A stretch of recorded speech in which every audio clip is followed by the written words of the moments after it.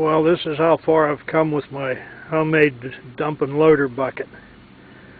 The box itself is all made out of 1/8 inch. It doesn't seem to carry too much load except for the weight of whatever might be in it. The real load carrying members would be this this piece of 3x4 flat bar on the side, across the bottom, and up the other side. Don't laugh at the toothbar, but after seeing what they were for sale for, I decided to make my own, and I got 7 chisels from Harbor Freight. They were a little under $4 a piece, so there's about $30 in stone chisels there. It should be hard enough to do anything I need to do. I used a piece of 3x3x4 angle to be the support for them, and I cut 2 inches off the one side, giving me a 1x3, and that ended up being just about the perfect angle for putting the chisels down even with the cutting edge. The cutting edge is a piece of 3x4 also. The box itself was a snap to put together. It didn't take me any time at all, and I never used a torch. I just laid everything out and cut it with a bunch of Harbor Freight cut-off wheels on a 90-degree grinder. Just lay something on it for a straight edge and score it, and it was real simple. I'm glad I did it that way instead of trying to use a torch. The mounting frame, pretty straightforward, 3x2x4 all the way around.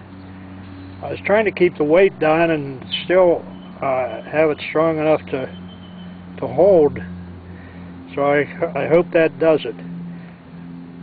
As you can see, I'm not quite finished down here with the mount on it.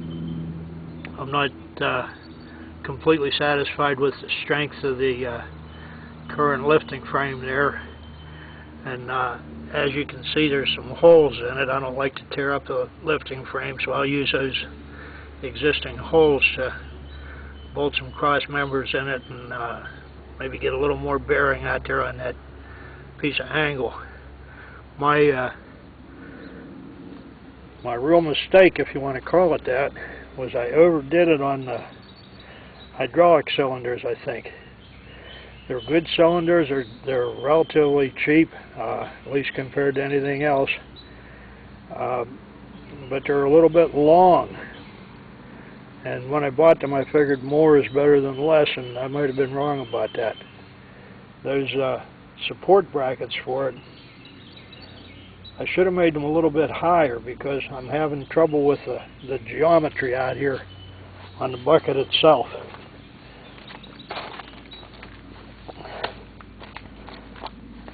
The rim has a 12-inch extension on it, and the geometry is such that I ended up with this point out here, way out in midair, being the optimum thing I could get on it that would give me a full dump capability, plus, let me swing this out of the way a little.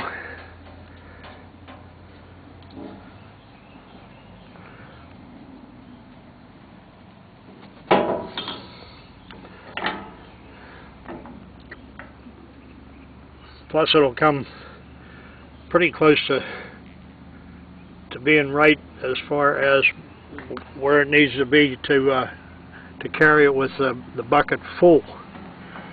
So when you start building your own, you might think about either making the brackets taller or maybe getting a little shorter cylinder for it.